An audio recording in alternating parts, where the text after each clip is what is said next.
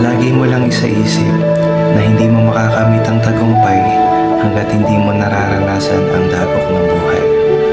At walang nagtagumpay na hindi dumaan sa ganyan dahil parte yan sa araw-araw nating pamumuhay.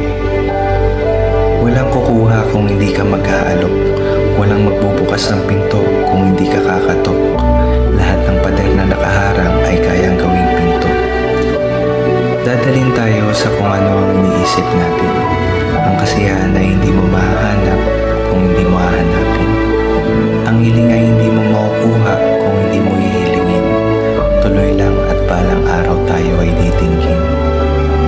Hindi natin mapagtutugma ang hinaharap para sa iyong kinabukasan. Ang mapagtutugma mo lang ay ang iyong mga naranasan. Gawin mo itong pundasyon para manatiling matatag papunta sa magandang kapalaran. Hindi mahalaga kung ilang beses